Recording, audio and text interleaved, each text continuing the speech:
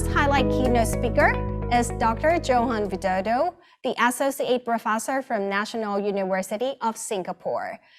He is an expert in architectural and urban conservation in ASEAN.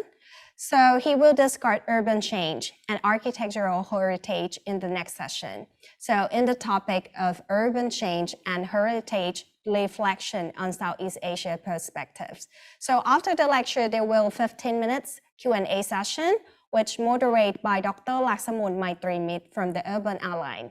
So without further ado, please welcome Dr. Johannes Widodo. Is my voice can be heard clearly? Okay, I will start with my screen sharing. Is it clear? We're still waiting. Okay, it's coming. Okay, so thank you for inviting me to this very important and interesting conference on urbanisms. The term refabrications for me, I think is quite important issues because we are talking about something that is always going on. I'm talking from the perspectives of evolutions, because if we are talking about our cities, our urban developments, we can imagine it's like a human, like a person, like a human body. It's growing from baby into adulthood, and then can die. It can be resurrected and can be reincarnated into something else. So the topic of my talk today, I'm trying to cover as wide as possible the issue of evolution of cosmopolitan urbanisms from my perspectives. Let me just start with this. So this is some premises that I will begin with. That the genesis of Asian cosmopolitan urbanisms is basically on the premise that history is always a layering process. It's not a linear succession of events.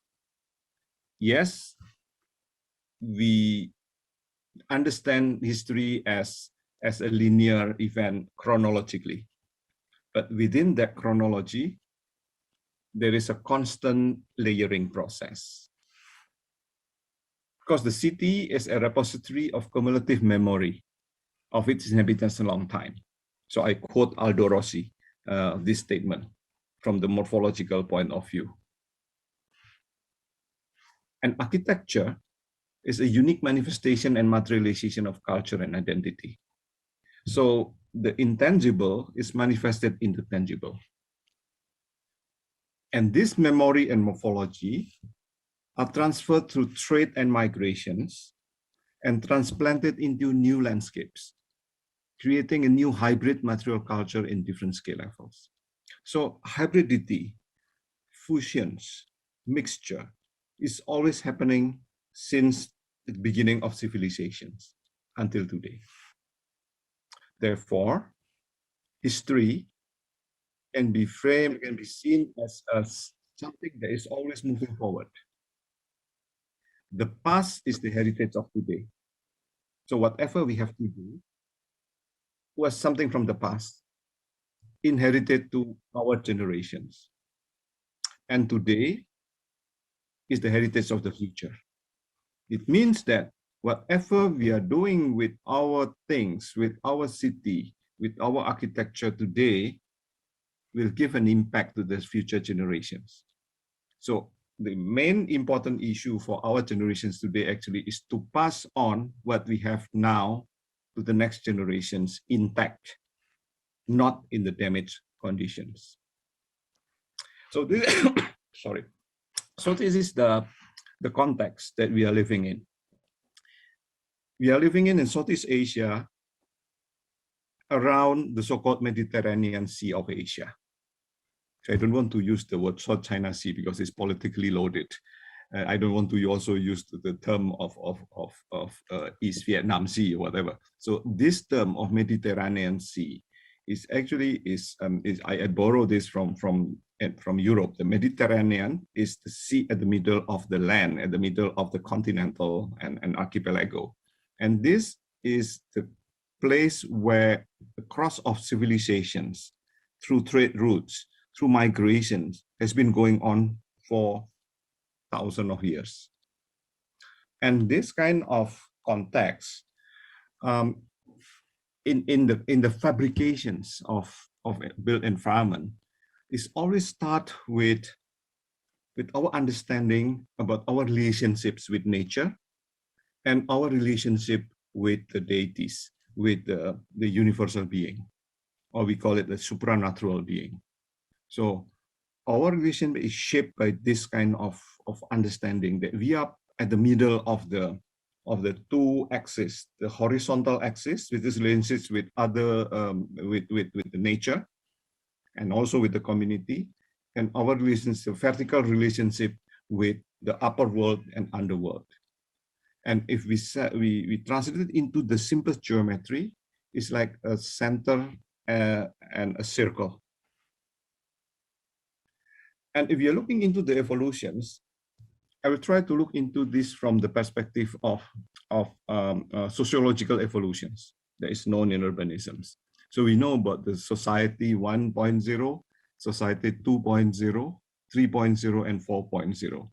So it's referring to the tribal types of social relationships and economy and culture, and then moving into agricultural, industrial, and informations. And now we are talking about the society 5.0. So I just use this as a help to describe the relationships and the development and evolutions. So on the first level, I'm talking about the proto-urban level. So proto-urban is the beginning of our effort to shape the so-called the urban nucleus. In the agricultural level, society 2.0, I'm talking about the Asian cosmic sacred city, European classical feudal city, cosmopolitan city, and the colonial city, because all of this is basically is motivated by the agriculture. And then when the industrial, the technological advancements come into human civilizations, we start to have a utopian city, industrial city, garden city, modern city, and so on. And now we are in the information age, when internet, when digital technology is become one of the main driving force for the development and evolutions. We are talking about smart city and global city. Let me just give some illustrations of this, the first stage of the proto-urban, when the tribal vernacular settlement start to be formed. And I give you with some examples. The left one is the communal village in Sumba in East Nusa Tenggara, Indonesia. As you can see, there is a graveyard at the middle. So I think the road, the urban space at the spine of that village on the hilltop, you can find a lot of tombstone. So it's the graveyard of the ancestors. So whenever they pass away, they will put the body, the deceased, right at the center of the village, which connect this with the memory of the past, but also with the vertical relationship with the supernatural and the upper world and underworld. And then the house is organized along that spine. The second examples on the right is a longhouse at Dayak Iban in Kalimantan, also in Indonesia, also is part of Malaysia. The people live in a very long buildings, and this building will keep expanded until it is stopped by the natural boundary. And the natural boundary can be river, can be a cliff, can be a hill or slope or whatever. But from here, we can see the picture.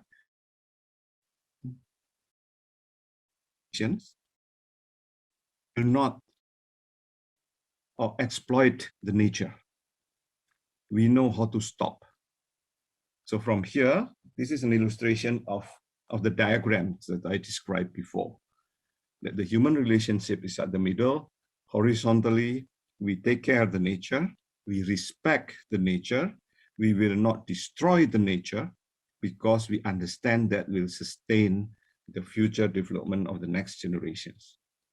And second, from the illustration on the left, is the vertical axis that we submit ourselves to the supreme and supranatural power. But at the same time, also we are managing our life at the middle, and we have to respect with this the existence of this the intangible power beyond ourselves. The next illustrations is how it's translated into geometry. It's translated into this is the village in Nias in Indonesia, of course, of Western Sumatra. It's very old settlements. It's organized based on the north and south, east and west axis, more or less. And right at the middle, the center of that circle is the stone. So number one is the village stone. And this village stone is like the marker of the axis mundi, the axis of the universe, the vertical axis. But at the same time, also that pillars at the stone at the middle is also the center of the village itself. On the northern part of the stone, number 3 is the chief house. And then followed by number 5 on the left is the megaliths. Megaliths is the artifacts from the past generations. And there's a number 2 is the navel of the village, or the central stone. So you can see from this kind of structure, the morphological structure, we can understand the sociological structure, the communal structure that is following this the understanding of the cosmology. Now, of course, there are several forms, possible forms that can happen during the first formations of the so-called the fabrication, because before we are moving forward into the exploitations. So at the beginning, it's this kind of small village that able to sustain itself.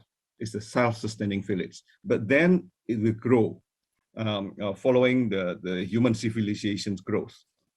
So the first steps of this growth is when we enter the agricultural era, the center is grow into a bigger power center. Small tribes come together to form a coalition, or one of the tribes grows into the dominating power over the other nations. So this is creating a different levels of development. So we need a more sophisticated morphological or cosmological order. And one of the very important cosmological order as a center of this agricultural culture is the mandala. And mandala means circle.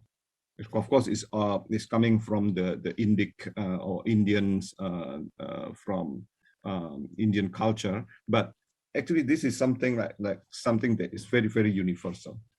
So that circle with the center is translated into a geometric square, and this square is subdivided into 9 smaller squares. The central square is a, and this void actually is the representation of this axis mundi. And this pattern is translated into a different urban format, which is more like power center. The center illustration is in Mandalay, the main in Myanmar. The name Mandalay itself is referring to mandala. And right at the center, you can see the palace. And then you have a grid structure surrounded by wall, and on the wall, you see outside the wall, there is a moat, and outside the moat, there is a different functions arranged based on hierarchy, based on centrality, and also axiality. The right example is the city of Yogyakarta, the capital city of Mataram Kingdom in Indonesia. So it's also, you can see the square structure of the morphology, and the main axis of the city that is connecting the peak of the volcano, the mountain, and the South Sea in the south. So the axis of north and south is being maintained, and then the directions of the sunrise and sunset, east and west, is forming the second axis towards east and west. And the space, the functional organization is based on these orientations. Everything oriented towards the east is representing life, representing growth, representing the future. Everything's on the left is representations of manifestations of death, of the past, of something that is at the back, not in moving forward, but moving backward. Everything is on the north is a representations of the deities, the upper value. Everything is on the south is also representing something that is also related to death, related to underworld, and everything is at the center of the womb, the center of the mandala.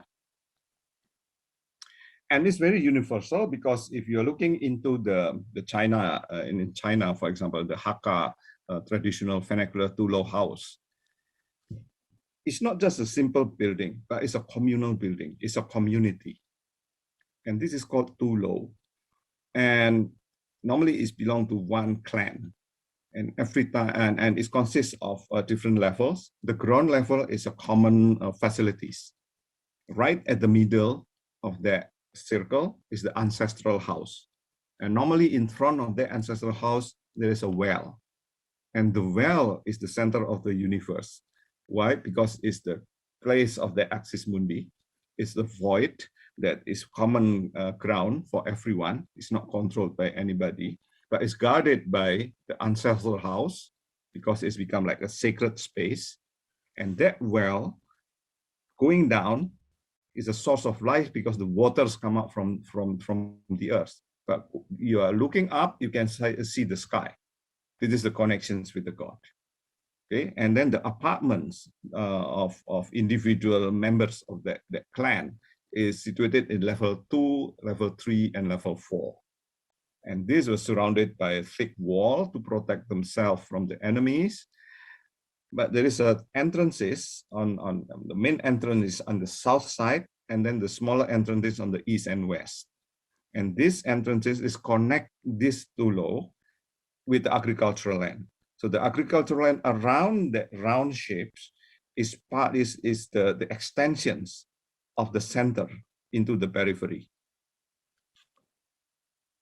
So this is more or less the diagrams, the morphological diagram, the conceptual diagrams on the left, and then on the top is the plan, and on the drawings on the right is my sketch, but the cross sections of the functional organizations.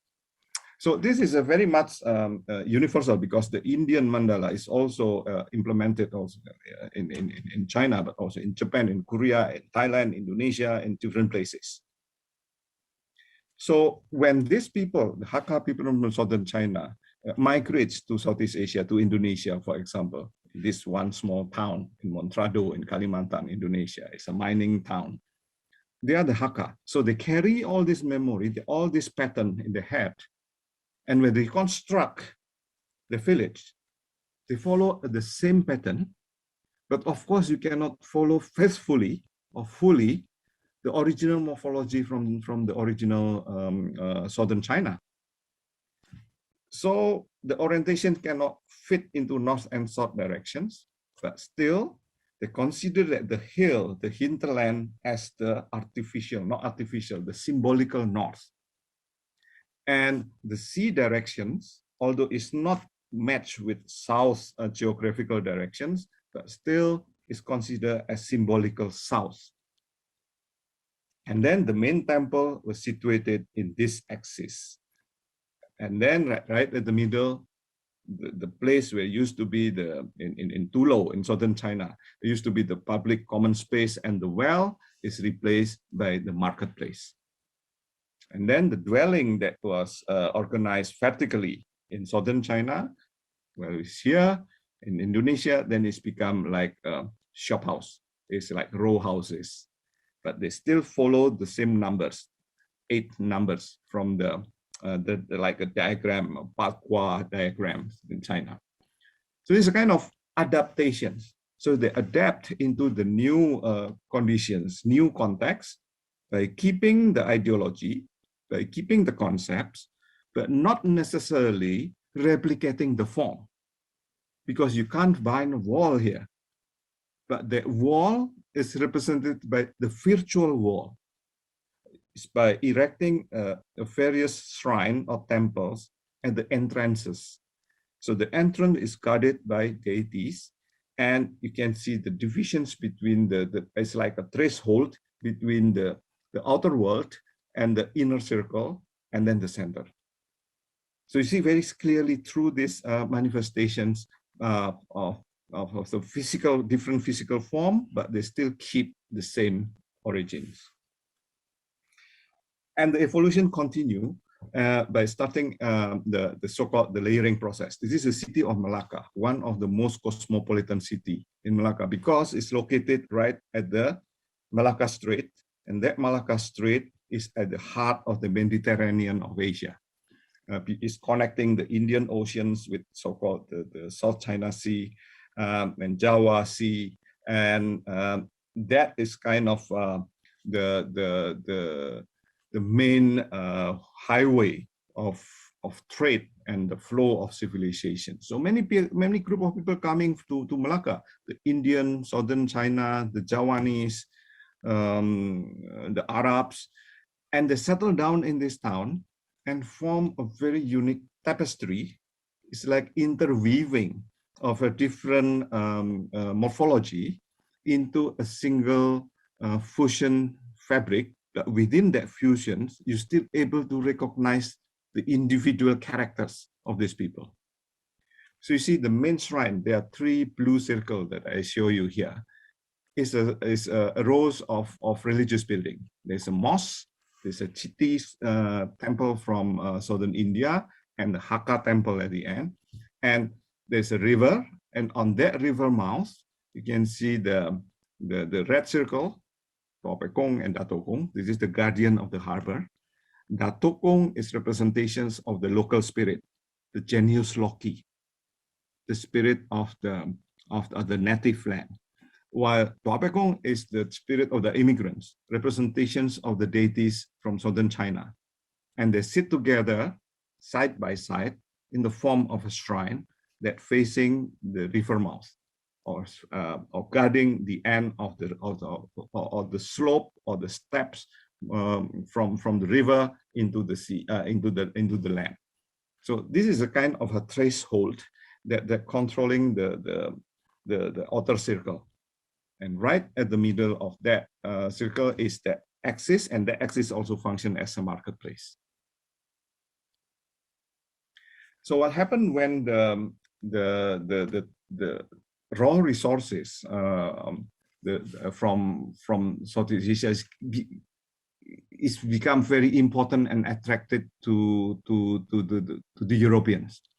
So at the beginning of the 17th, 16th century, 15th century, 16th century, the Spanish, the Portuguese, and then followed by the Dutch, and then followed by the British, the French, the German, they start to expand the global hegemony from Europe, looking into the raw resources, looking into the hard agricultural product, gas and spices, to fuel the growth in Europe.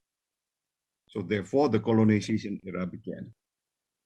So when the European people coming to Southeast Asia cities, port cities, cosmopolitan cities, what they did is just to set up a fort, fortifications for the military power. And maybe they're not real military power. Maybe they're just a representation of a trade companies like East India Company or Dutch East India Company or British East India Company. And this company is a private enterprise, but they have technology to defend themselves. So they start to implant the first footprint. at the say normally is at the river mouth in the important city. So this is an example of the city of Malacca again. You see the red square is the transplantations of the first European footprint. And then the Chinese and the multiracial community live in the yellow area. Then in the green area is the native people, native community and population.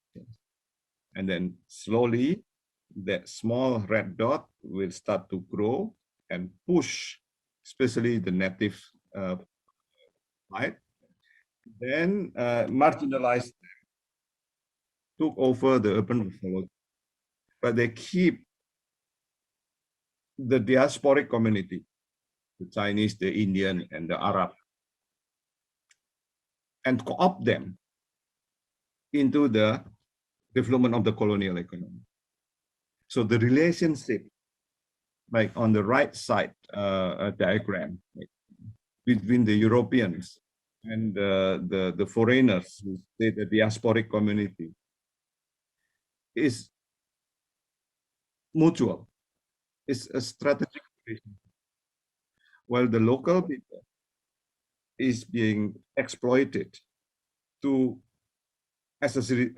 bring in resources into the harbor, and from that harbor, everything is sucked to Europe, to the motherland of this colony. And this is a starting point of the next step of transformations in the second age of agriculture. So the commodity is not just for the sake of the development of one place, but it's also to serve the development of another context. This is one example of the city of Semarang, one of very important port city in the northern coast of Java. So if you can see the map of 1695, you see there is like a 5-star fort was planted at the mouth of the river. And then the red grid is the existing town, which is mostly occupied by the Chinese immigrants, but also some Arabs. So it's a multiracial diasporic community. And surrounded by the black dots, which are the agricultural land run by the belong to the native community. And the palace of the native palace, everything is on that side. So we have this green, this yellow, and red structure. But see the map of 1741. The entire city is being erased by this Dutch after the massacre in Batavia in 1740, and then replaced by constructions of new European towns on top of it. And then after that, you see in the 19th century, that city of Semarang, right at the coastline, is connected with a new network of railroad. And the new connection of railroad towards the hinterland is actually to suck the commodity like cotton, indigo, sugar, tobacco, wood, everything, coffee, from the hinterland into the harbor, and from that harbor is exported back to Europe. So the constructions of the first railroad in Europe, for example, between Antwerp and Mechelen, the cities, is the wood is taken from Indonesia, Indonesian forest. And also the development of development to mix the European city grows into a very rich city, into a very center of modern and intellectual development, is fueled by the resources from Asia and from the Southeast Asia, from Africa, from South America, to sustain the growth. So it's very important for these people, the colonialists, to strengthen the hegemony and also the control over the colony land. So some cities grows into the capital of colonialism, and a new order is being superimposed. For example, like this order by Simon Stevin, a Flemish mathematician, inspired by the Saint Augustine book, the Civite Dei, or the City of God pattern. You have the pattern of the New Jerusalem, the imaginary utopian city of God, that being used and superimposed into the city of Jakarta or Batavia, or Jakarta at that time. So the Jayakarta city before 1969 is quite different from Jakarta's Batavia city in 1682 because of the implementation of urban planning pattern. So morphology, new typology representing a certain ideology and intentions is translated into urban pattern and urban project, which is regenerations, constructions, reconstructions. Another pattern probably is less obvious, less familiar, but one example is like Freemason and the principles of panopticon. You know, the Washington DC, for example, is designed based on Masonic principles, and the Masonic principles put geometry and a lot of at the center of this symbol, and geometry is the way that they maintain order, and this order is to create the new world order, to create a new societal order. And a lot of people from the architecture and planning fraternity actually is become like Masonic member. And in the colonial society like the British and the Dutch, there's a lot of Masonic member, Freemason member, become like a very important urban planner, very important architects. And they use golden sections. They use Palladian architecture, Vitruvian's ideals to represent the creations of new order. And the urban level is translated into a diagram, and use diagram, another types of diagram to create a different types of order. And this is one example of Singapore. In 1836, Coleman is a Freemason. Thomas Stamford Raffles is Freemasons. There's a lot of people in the civil service during the British planner are also member of Freemasons. And you can see how actually this pentagram is being can be seen as very clearly in the urban landscape of Singapore. Now we are moving into the next stage of industrial city, when the utopian, when the resources is not just simply for consumptions, but the resources is transformed into productions, into capital, into cash. So there's a lot of impact of industrial revolutions, and technology start to bring new prosperity for Europe, but at the same time also in Europe, at the center of imperialism and colonialism, and also in several colonial cities like in China, in Qingdao, and in different parts. The industry start also create a side effect, and the side effect is the social problems, pollutions, poverty, urbanizations, slums, squatters, the disruptions of culture. So all of this is inspired some of the idealist architects like Claus Nicolas Ledoux, for example, or Owen, or Tony Garnier. We learn from the modern, early modern history of architecture and urban planning and urbanism.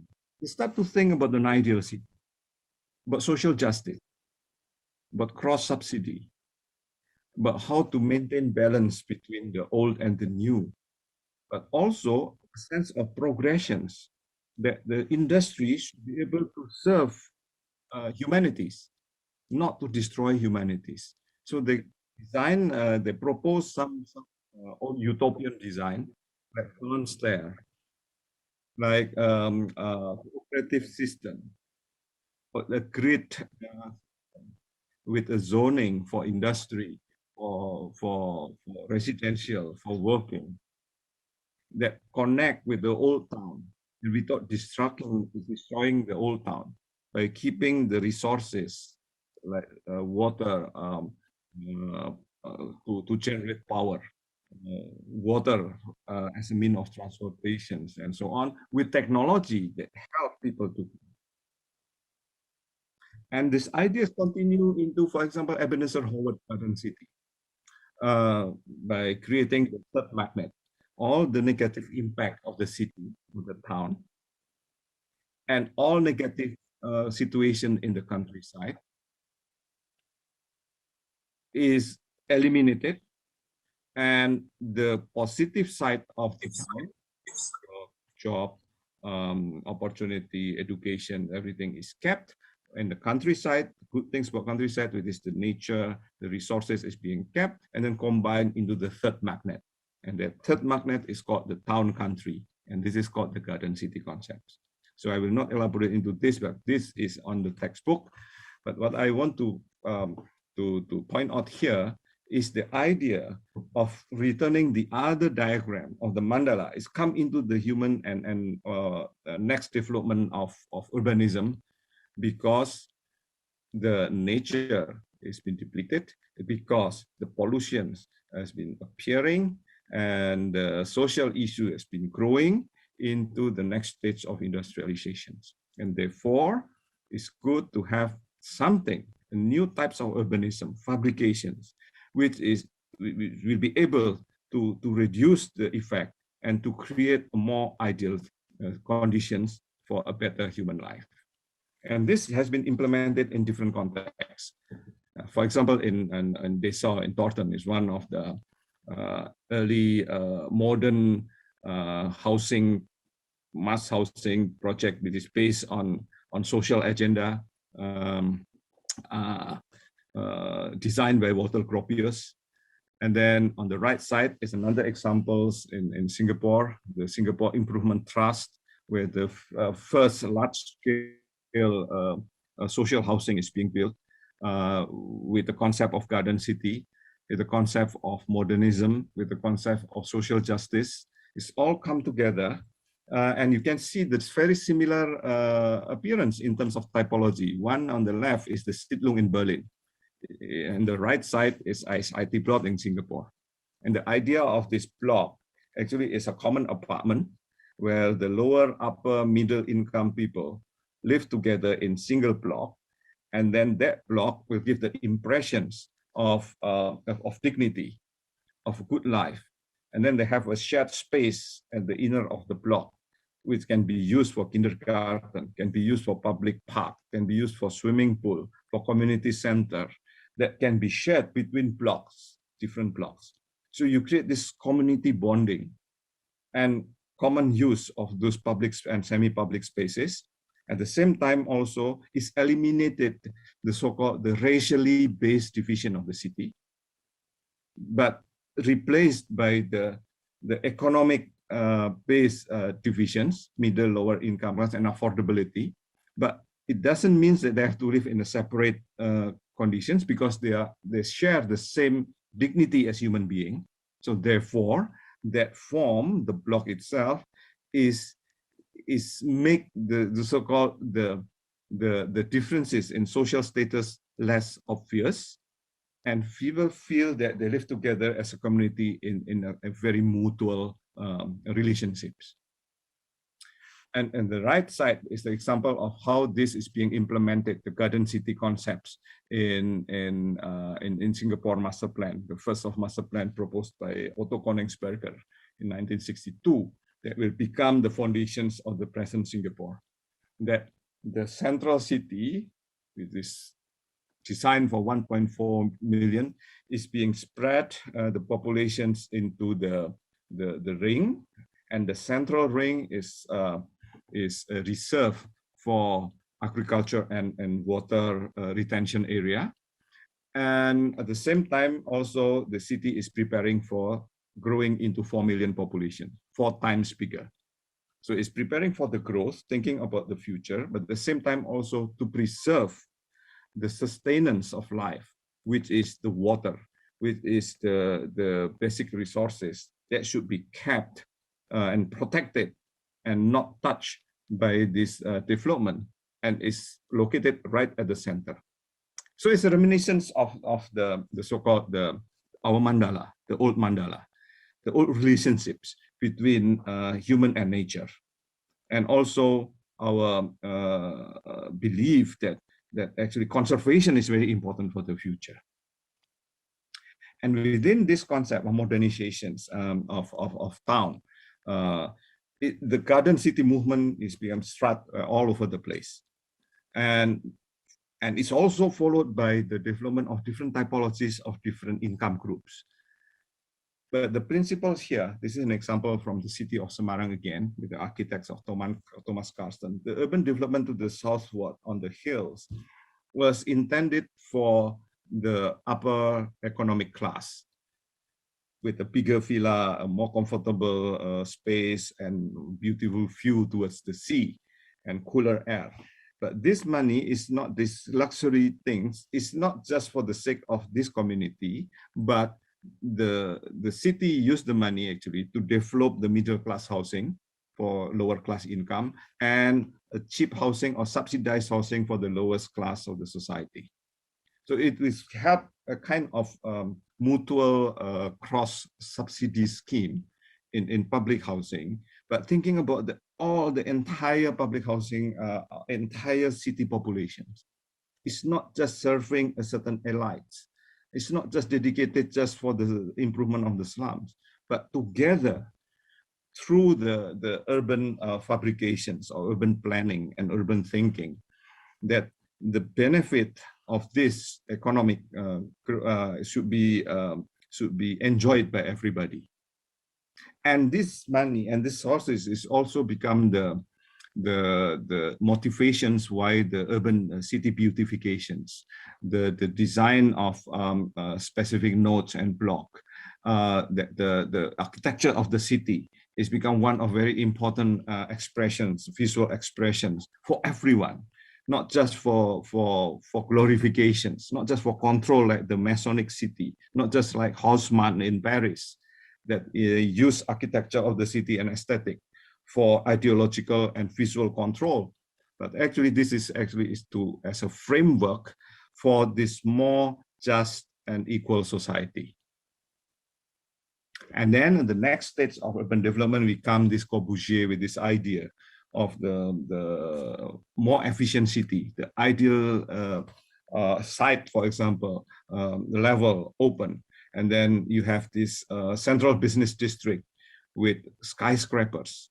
And then each skyscrapers have a tube stations. Housing will be similarly geometric, low-rise building around the garden cities. It's combinations of different ideas towards the future that combine technology, possibilities of building a high-rise building, high density, with the very socialistic and common sense in relationship with nature.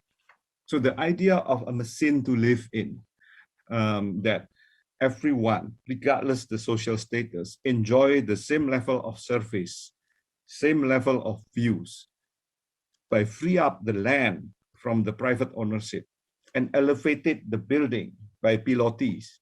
So the nature can still flow and the footprint towards nature is minimal, is the idea of Corbusier. So the idea of unité de habitation actually is a very interesting idea of a new modern typology that give this this idea of human dignity, classless society, and put together the economic differences and wrap it in the very very interesting machines. It is called the unité de habitation, that put technology as the surface for the surface of the growth of humanity.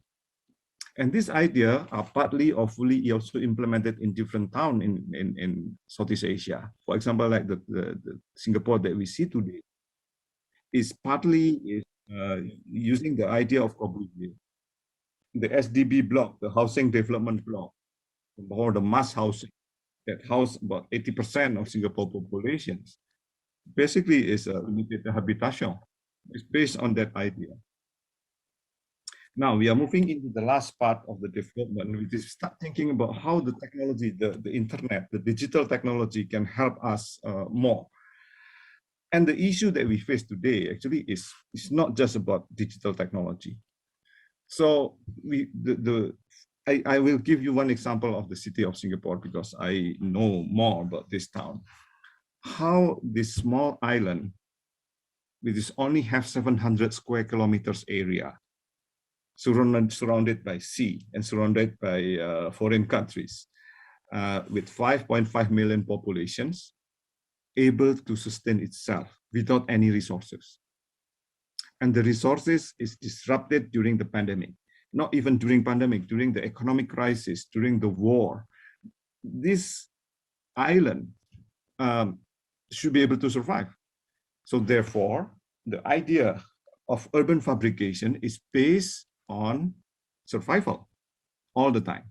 So number one, the most important aspect of the survival is water. Human cannot live without water. So therefore, water security is number one. And the urban fabrication based on the concepts of closing the circle of the water, of waste, and then recycle, rainwater, desalination, and on. So to make sure that the sustainability of water can be achieved to sustain the present community living in the city, but also to sustain the growing populations up to 10 million people, for example. The second very critical issue on survival is energy. And we cannot depend on carbon energy. But being in the tropical belt, we have abundant source of energy, which is the solar or sun. So therefore, solar panel, for example, improvement to put this source of energy on every roof, energy reductions by using LED, by using a hybrid aircon system, net zero energy building, is become the main another driving force to in this city. The third is food security, because, well, the more population that you have, then the more resources, the more vegetables, the more rice, the more potato that you need. Now we have this potato crisis in Thailand, Indonesia, the McDonald's have problems now. But because we are too dependent to import, we cannot grow our own food. So in Singapore, the policy, the third important policy, is to ensure the food security. So how to grow, to promote urban farming, how to promote to use the roof of the parking lot, the terrace of the building, the vertical wall, not just for aesthetic, not just for the sake of producing oxygen or absorb the carbon monoxide, but also to put up the edible food. Next one is the land, because land cannot grow forever. Reclamation has to stop. Therefore, we need to maximize the use of the site. And the idea of using underground space is helped by the development of technology. We are facing also the issue of health, the better health care, the better lifestyle and happiness level makes people live longer. So aging society is becoming an issue. Therefore, the plan to create so-called the all-in-one village in a smaller block, like in this example in Singapore, the Kampung Admiralty project, is a kind of retirement village, is inserted into the existing urban fabric, because we are dealing also with this kind of issue. On the right, we are coming back again to the concept of kampung, the vernacular living, the close-knit bonding. We already have the experiments of very high building up to the 60 level, 60-story or 50-story. And life is miserable because there's loneliness, because there is this issue of isolations, the issue of the high energy that you use for the lift itself, for the electricity and so on. But this is our learning point to develop a smarter solutions by addressing all these growing issues that maybe is not very much a pressure in the past, but now it's become like the main issue. Wellness is become another one. So therefore, the urban fabrications become like the creations of the park connectors, the creations of the round the island cycling path, to promote car light policy, reduce the car by giving, putting up a very high tax, road tax, K3 tax, ERP, whatever, to make people actually choose public transportations or shared transportations like bicycle, like electric car, and so on. So this is a kind of a policy that pushed by this recent issue of not just technological development, but the pressure from climate change, the pressure from the low carbon, imperative low carbon policies. Even the air, so it's not just underground, but the air also still a frontier. And now we have a drone technology. And this drone can help also in order to relieve some of the distribution system. And it's been implemented in campuses, in industrial town, and so on. So the thinking is already talk about this city of the future. The master plan of 2019, for example, in Singapore, focus on the 5 main themes that guide the development into the future. 1, livable and inclusive communities. The focus is putting back the community at the center of planning and design. Rejuvenating familiar places. Familiar place means to keep the memory of the place, to keep the identity of the place, not erase it and rebuild, but keep it. And then convenient and sustainable mobility, including the cycling, including the jogging track, including the public transportation system. Developing the local hubs for global gateways, because it's not possible to sustain itself, this small dot. We need another country. Global trade, exchange. It's become like very important in the lifeline for the future of this city. And then develop the sustainable and resilient city of the future. More green, more focus on human, reduce consumptions, reduce pollutions. I think that is the way to go. So to conclude, I just want to wrap up in a very simple point that our survival and refabricating our sustainable future require a change of mindset. First, utopia is fine. The dream of the new society 5.0 should not be based solely on the digital technology, on automations, because the reality, internet itself is not sustainable. It requires electricity. It requires storage space. So everything that we put in the cloud will disappear because of change technology. And it's not controlled by the people. It's controlled by corporate. It's controlled by operators. And heaven knows who will use our data. And for what purpose? For political gain, for economic commodifications, for control, using all this internet, social media. I don't believe in metaverse. Metaverse is good for speculations. It's good for making money for gambling. But if we move everything into the digital world, we don't have any solid evidence or solid holding place to grow our roots. Because in metaverse, there is no root, there is no trees, there is no air. And second, climate change is real things. It's happening. The so-called tropical belt is not just staying between the Tropic of Cancer and the Tropic of Capricorn,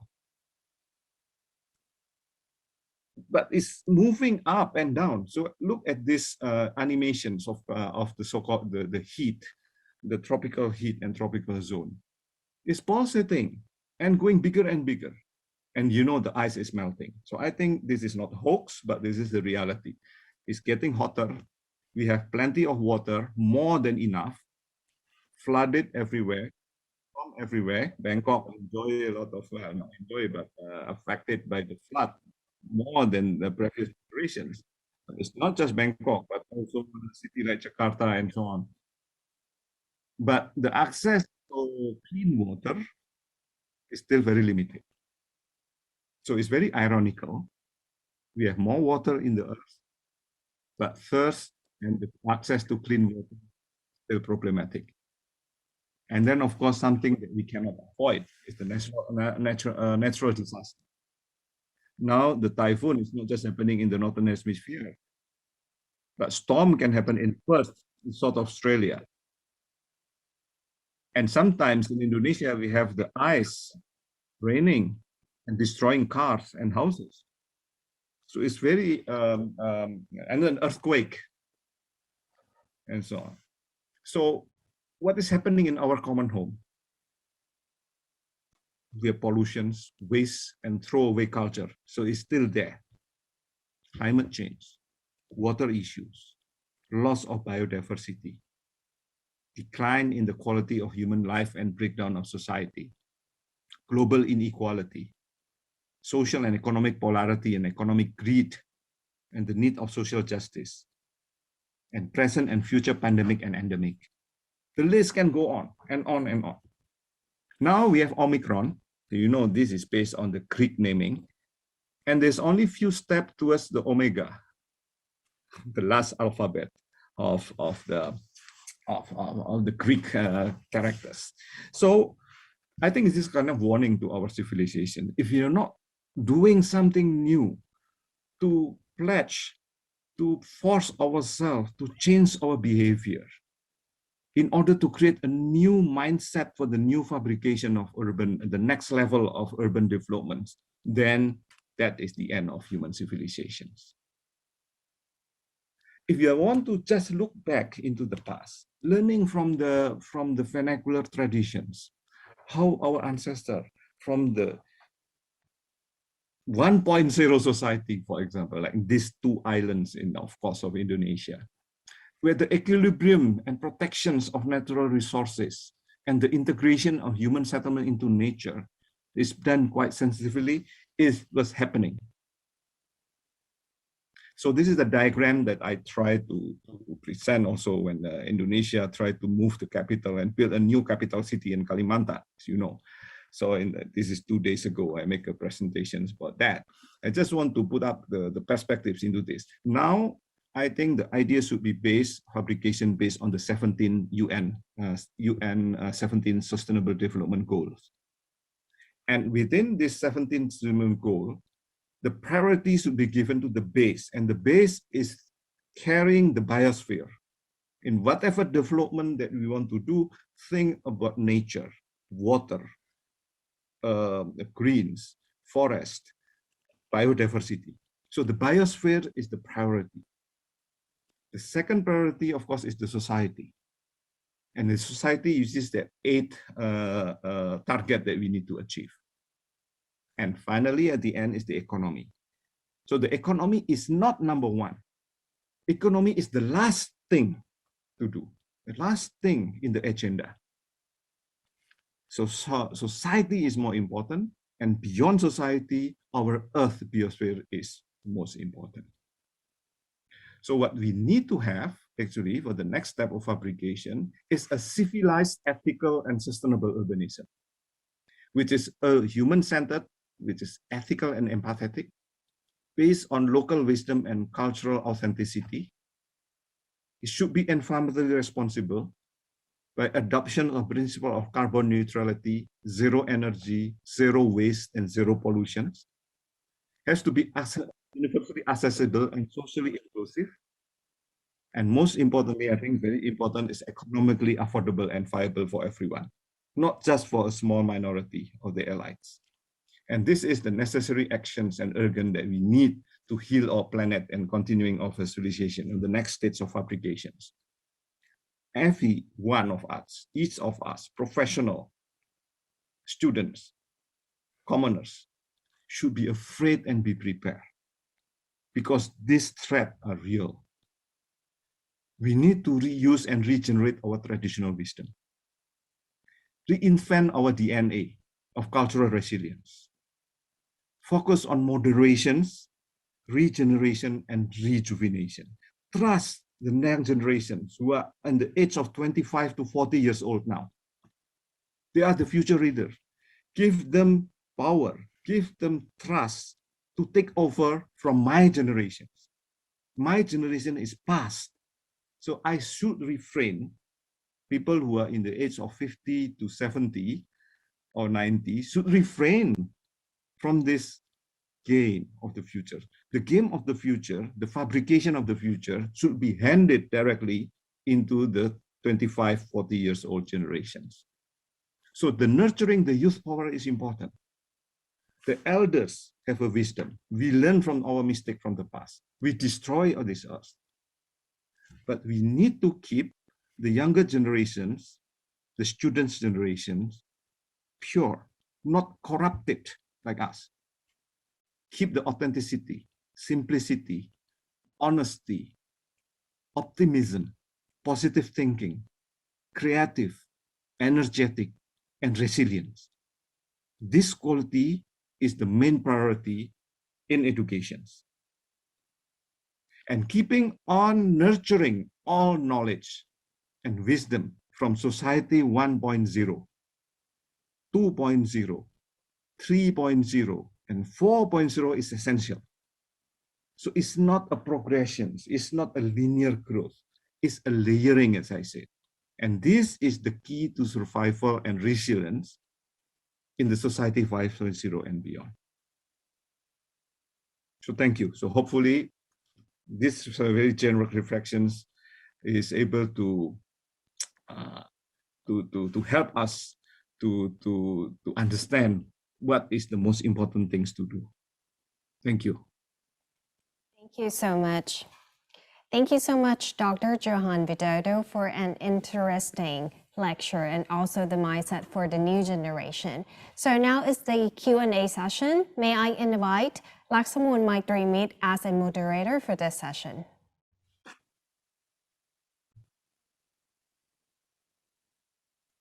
Professor Widodo, and good morning everyone in this conference room. Welcome to the Q&A session of the opening session with Professor Johannes Widodo. So first of all, I would like to thank you, Professor Widodo, very much for your fantastic talk that illustrates the evolution of urbanism in Southeast Asian context. You beautifully explain how the urban identity in this region is formed. And now we can understand more when we look at the physicality of the urbanism in Southeast Asia, of how it's developed from the first generation of traditional society to the newest generation of the information society. And I couldn't agree more with your message that we must act now to protect our past and bring our traditional knowledge forward to the future. I think that our audience also agree with me that you have fantastic talk. I have several questions from our audience floor that I would like to ask you to elaborate more on some issue. May I ask the first question? Sure. So, you have discussed a lot of examples of traditional settlements in Southeast Asia. The first question would go to the topic of traditional cosmology. We have seen that in the past, people in Southeast Asia attach the concept of traditional cosmology to the build of their environment and the urban settlement.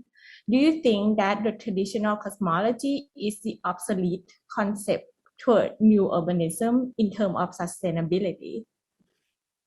Well, for me, traditional is you mentioned is not primarily the form. It's not primarily the technical solutions, but this mindset. Mm-hmm. For example, I'm talking about Sanuk in Thailand, right? Yeah. It's the traditional values, but this is also the source of the cultural, I call it resilience. When the flood come to Bangkok and Bangkok was submerged for months, you still have Sanuk. When the flood come every year to the city of Hoi An or in the Delta, in Mekong Delta, or in the Delta or in Vietnam, people just use boat and going to the marketplace. And they develop the water puppet show. So this is something that is different, make a difference between the so-called the very Buddhist Asian mind and Greco-Roman Asian mind. So when the Katrina struck New Orleans and Brad Pitt many smart architects develop a very stronger structure, spend a lot of money, build a higher dam to stop the disaster for the future. But it doesn't work because, floods keep coming and climate change, the storm has been stronger. But what happened in Aceh, what happened in Phuket, what happened in after the tsunami, what happened in Japan after the Fukushima earthquake and all this tsunami, the first thing to do is to rebuild the community, continue the traditions, the annual processions going around the city, build up the morale. Yes, death is death, but the one who is still alive can survive. And they start to rebuild from the temporary tent into a temporary shelter. And from temporary shelter, it's become like return to the town or rebuild somewhere else, but with the community intact. I think the traditional value that I mentioned is more on the DNA of resilience. And it can be manifested in the different form. Could be a modern form in a different place and so on. But this is the mantra that all we use. The intangible is permanent, while the tangible is temporary. I think these are principles that should be in our mind. This is what I think for us, for architects, for planners, who depend on the creative industries and creative thinking. Do not afraid to experiment with the new form, but keep the spirit the same, as authentic as possible. Okay, thank you very much for your answer. I think this is the lesson that our students in architecture, urban planning, or landscape architecture must learn, that we have to focus on the core idea, not only on the form. And now form is number two. Number one is the spirit. Yeah. Okay. It is very traditional idea in Southeast Asia that I can understand from your answer. Then we have another question from our audience. May I select the one? Well, this is related to our Southeast Asian community. The question asks that the differences among people in Southeast Asia and Southeast Asian community emphasize the strong identity and diversity in our region. From your point of view, what would you think that what kind of cooperation could plot the next chapter of urbanism in this region? Well, I think we should not be blinded by nationalism, because the creations of borders and countries is a post-colonial product. Why you have Thailand, Myanmar, Cambodia, Indonesia, Thailand, and the member of ASEAN countries are political divisions. So I think my message is just focus not on the differences, not national political identity, but focus more on the communality. What is common? What is the similarities between us? What is the similarities of faith? One of the similarities, we are facing the same danger of climate change. We are facing the same Omicron and Delta virus. So this is the communalities and we face the humanity crisis together, economic crisis together. Not a single country actually is can live in isolation. So therefore, the real focus is really, and my diagram is the biosphere. Think about the Earth first as one human community, and forget about these differences. Yes, political entities like countries is important. Visa, work permit, travel permit. Yes, because it's necessary to manage the country, but it's just a tool. So, as like ASEAN, don't think about differences. Of course, we speak many languages. Even Indonesian have 600 or 700 different languages, right? Even Thailand, it's not just one single Thai. Everybody can speak Thai, but if the second language like Thai, like the minorities, they speak different things. And the border between Myanmar actually is not solid. It's porous. The Golden Triangle is not solid. It's porous. So I think it's important to understand, for example, like one principle in design, like mandala, for example, that I mentioned, that concept of mandala, the concept of the relationship vertical axis is about the circle. That is common and universal. So when you start to design a building or plan urban planning, don't start from functions, but start from cosmology first. Zoning is not dictated by functions and efficiencies. This is something that is we learn from modern ideology in design.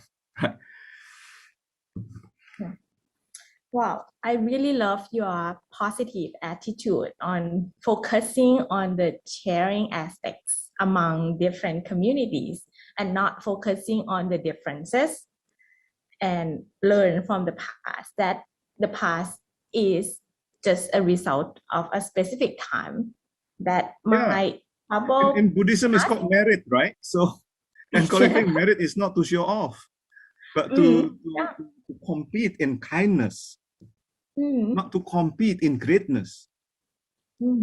Yeah. So be careful when you design an iconic building and an iconic mindset. So you become Adolf Hitler. Yeah. Well, that would go to the next question, and it is my own question as I'm teaching in university right now. How can we teach architecture or urban planning students to learn all the wisdom that you just presented to us beautifully? Well, drag them from the classroom and do the lecture on site. Go around the world. Of course, Omicron has become a COVID, but if we back to normal, if everybody is being vaccinated, use the city as a classroom. Use walking tour to tell the history and to tell the scale, to tell about the compositions. And then you can go back to the desk in the classroom to draw after you see the reality. Bring them to Klong Toi, bring them to the slum area, to the flood. When the flood coming, don't run away. Of course, you can run away to the south or to the north, but bring the students into the flood itself and see how this flood impacted the city, impacted the community.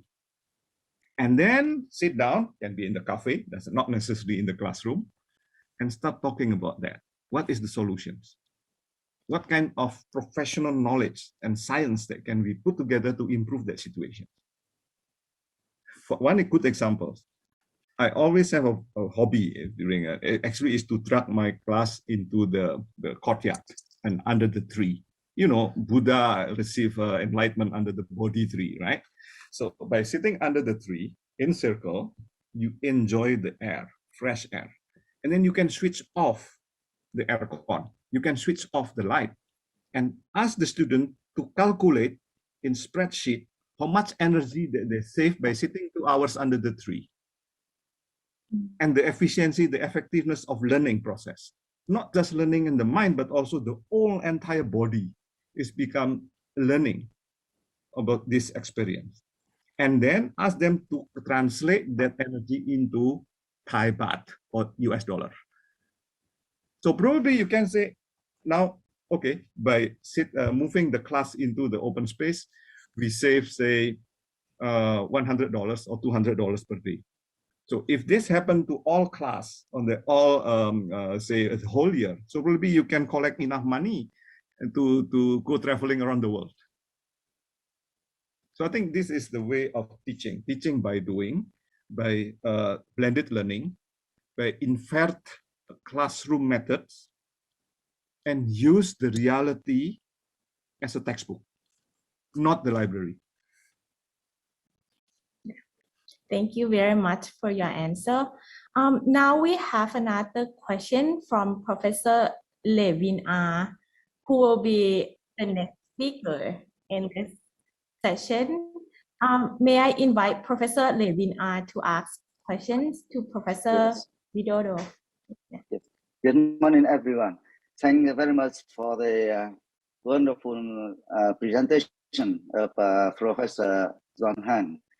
So I'm very impressed on the idea, the point of view of the keeping the authenticity of the urban heritage or traditional urban. So this is the big question, not only for the one country, but for all over the world. The authenticity.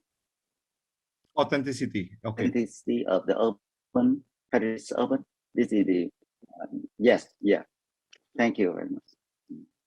Okay, I cannot hear because of the some disturbance, but okay.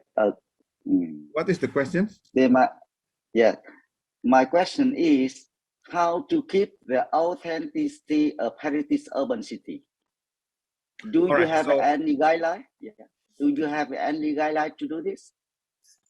Yes, so I think the questions about this is coming to my my statement that the intangible authenticity is permanent and is the most important priority to be kept rather than the physical authenticity. Physical authenticity is temporary. It may change because of the situation. So for example, it's in the old building, like shop house or whatever. We can do adaptive reuse to extend the usefulness of that structure. Of course, you can add many new elements, modern elements, because you need to follow the new fire regulations. You need to follow the universal accessibility, right? Otherwise, it's not possible. You need to follow a higher level of the fire rating standard and wellness of cross ventilation and green standard. Yes, but the most important is how is our decisions, our choice of colors, for example, the choice of technology, appropriate technology, and the choice of functions which is appropriate. So, for example, the committee give me pink colors, but I say no, I want to use purple. You know why? Because I respect Thai. This is the color of Friday. Yes. Right. So in Thailand, the color of Friday is purple, and it's a lucky color because I don't want that our presentation is being disrupted. This is one example. Sometimes this very subtle, the understanding of the local culture and local wisdom, it can be used as the methodology and the starting point to think about the technicalities and design solutions, either on the building level or on the city level. And this is conservation. Because we keep this in our mind. And you can do whatever you like, you can upgrade whatever, you can change some part of the building, but how to judge the result at the end of the day, they still have the same spirit, or turn into a zombie, or turn into something else, because we look Netflix, there's all are full of zombies, right? So we don't want to turn our heritage building into zombies, or commoditized from say like a proper house into say like cafe and selling alcohol. Well, whether it's proper or not proper, it's an ethical question. I'm sorry, I cannot be very direct, but if we talk about a certain project, specific project, then we can exchange the discussion, for example, in the crit sessions, or if your students have this kind of project. It's a very interesting discussion. Yes, thank you very much. I understood your explanation very clear. Thank you very much. This is a very great idea. Okay. So may I have some discussion with you? It's, sure. I'm quite open. Very open. Now that people talk a lot about sustainable of the urban city. Yes, but people pay much attention on the used material, like the concrete or like the wooden or. But I don't think so. The sustainable is come from the very deeply meaning is intangible, not tangible. Yes. So, for example, if the one pagoda and one building during the earthquake, the both of them destroyed. So which building will be rebuilt first? Spirit. That's the question. Well, because sometimes we cannot build the pagoda overnight, right?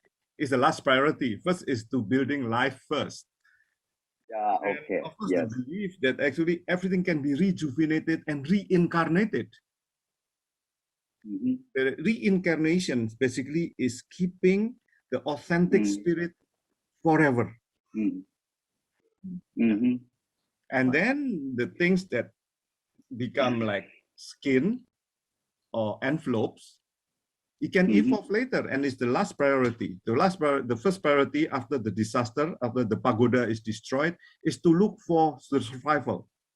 Who are the people who survive, and collect them and give them wood, give them food, give them shelter, and keep the mental alive, you know. And then when they ready to rebuild, ask them what is you need first, not what you want first. Yes, okay. Yes, So thank start you from very the much. need, not from Yes, the want. yes. Okay. This what different from what? Yes. And this is Okay, one Asian more perspective, I think, that we can contribute to the world. Okay. Yeah. And according to my study, among the ancient capital city of the Southeast Asia, and not only Southeast Asia, Asia in general. So I realized that the traffic in the old time is water, not road. Yes. By ship, yes, by ship.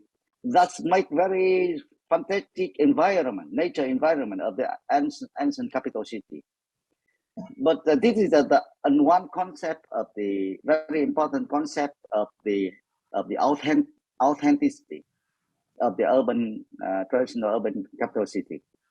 At the Thailand, I met the Professor Sunong, and he told me that he explained very angry that in the old times, Thailand always go by ship.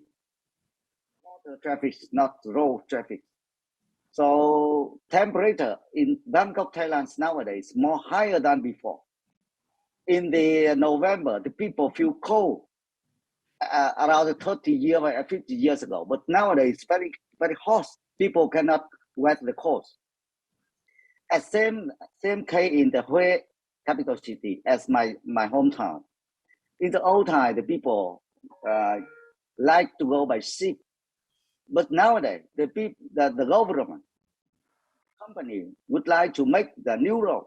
Everywhere is new road, and the car go a lot.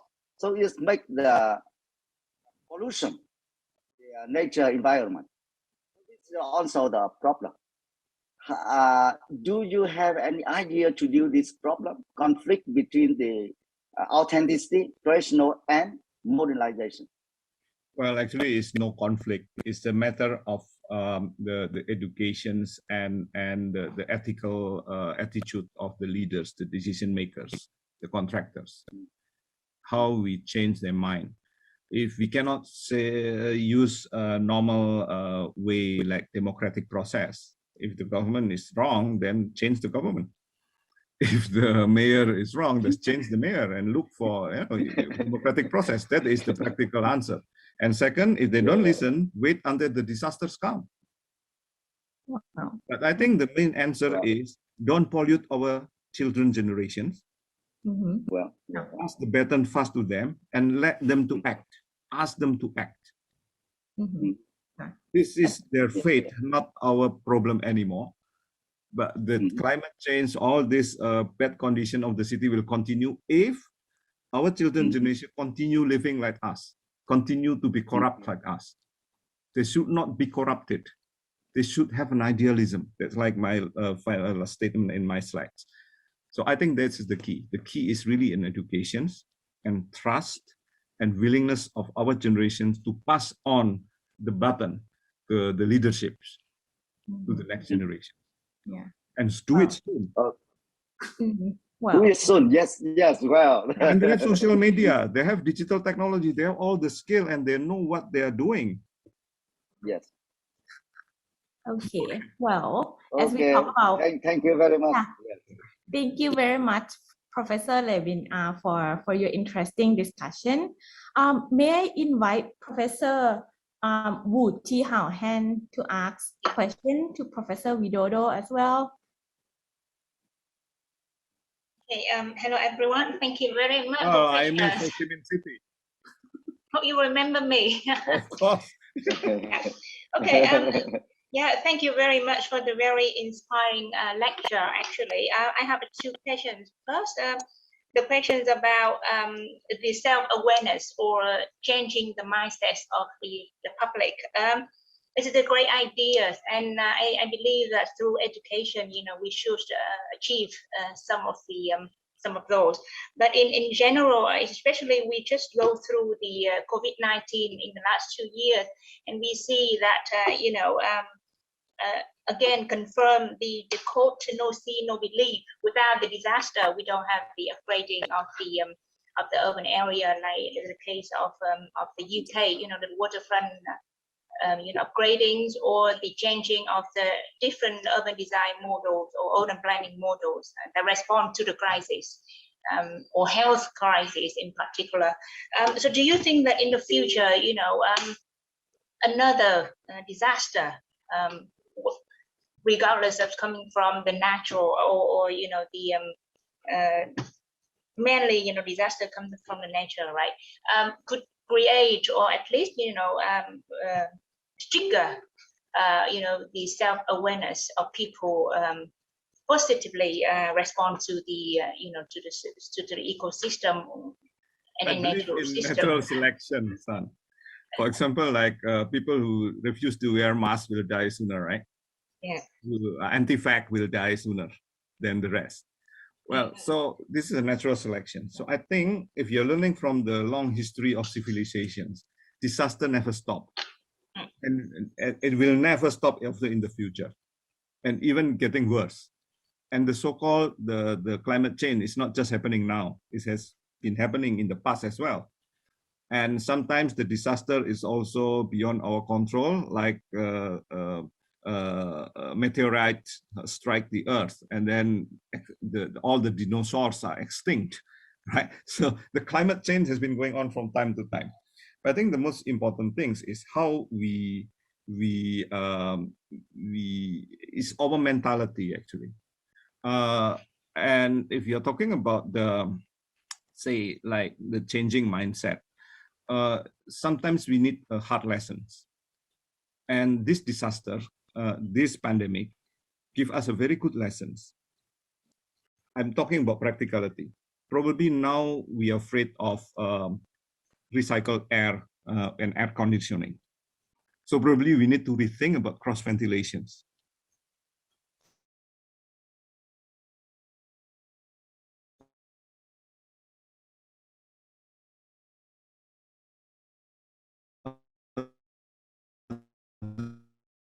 Share space like in the veranda, or maybe use the open space more rather than the closed space. And even we can learn from Corbusier. The unité de habitation, if you understand the cross sections and the design of the door, they have a contactless delivery, something near the door that can spray, that can turn. So the milkman and newspaper man, the iceman just put things there, and then without necessarily opening the door, the housewife, whatever, it just turn the turntable, and the kitchen is put next to it. And the layout of the unité de habitation apartment with the double height, with very nice ventilation, is very flexible.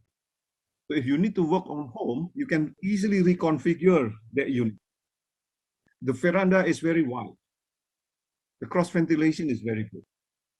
So I think this is a learning point from the past that I mentioned that can be applied into our future urbanism and building typology. 50% of the office workers will not return even after the pandemic ends. Why? Because some of them will prefer work from home.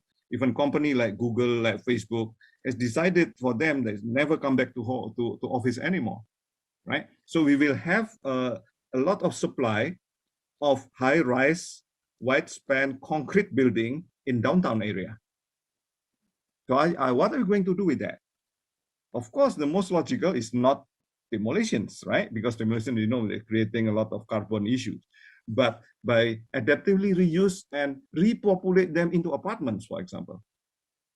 So reprogramming into apartment. And when you have apartment and families start to move into the downtown area, we reverse the master plan, the zone from merely just commercials and business into a mixed use. And then you need more facilities like kindergarten, like clinics, like playground, whatever, to serve this new population moving into the city. At the same time, you have the opportunity to reduce the necessity of driving. So the urban sprawl can be changed into the urban densification again, but with new measures, better ventilation, a focus on human wellness, on health and safety. And then you can have a better city. So the paradigm change, and this should come the message to the planning officers, to the mayor, to the governor, who in reality have the power to implement it into law, into detailed planning.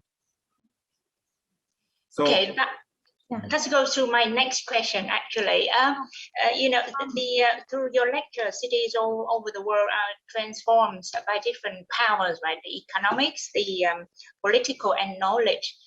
We somehow represent as a academy, you know, presenting the knowledge. And knowledge only the power when it is applied. So the application of knowledge also depends on the policies and also the economic status. In globalization, you know, technology helped to bridge the gaps among countries, but you know, the economics and political status or condition of different places are different. So how, you know, in the future, you said, you know, you know, the picture could be changing because what happened to Vietnam may affect the other country, like you say, you know, when we share so similarities. For example, the Mekong Delta go through different countries, you know, the construction of power station of Chinese, you know, heavily affects, you know, the downstream of Vietnam and Laos. So, you know, how to overcome, you know, those obstruction of political and economics in different countries that share the same, you know, let's say benefit or impact or outcome of whatever happened to each country. You know, Greta Thunberg. Greta, follow her examples. Keep talking, don't be afraid, attack Donald Trump, attack all those leaders, and she has a control over social media. She has a lot of followers, and she can change the world and make the politician afraid. Yeah. It's not happening in Vietnam. Well, not yet, not yet. But we should invent some or encourage some of the local Greta Thunberg. Yeah, And this is what I mean by regeneration. And how education actually is to give motivations to your students to act. Okay. Not to escape, not to complain. Okay. Find solutions and then find their way. Of course, you have to warn them. The danger, if you confront the government directly, you can die.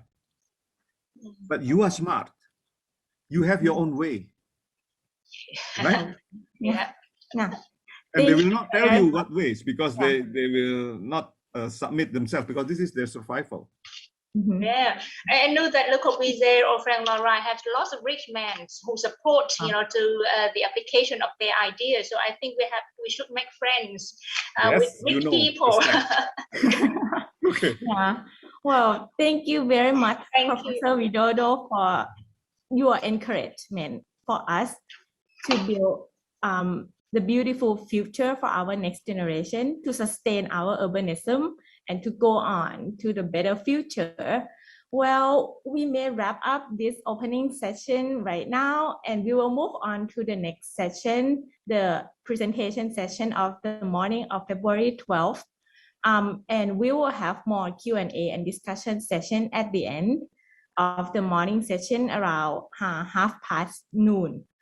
Thank you very much, Professor Widodo, for your presentation. Thank you. Your fantastic idea that you share with us. Thank you, Professor Levan A and Professor Hu Thi Hao Hang for your discussion. Well, I will hand this stage back to our MC. Then we can continue to the next session. Thank you very much. ขอบคุณค่ะ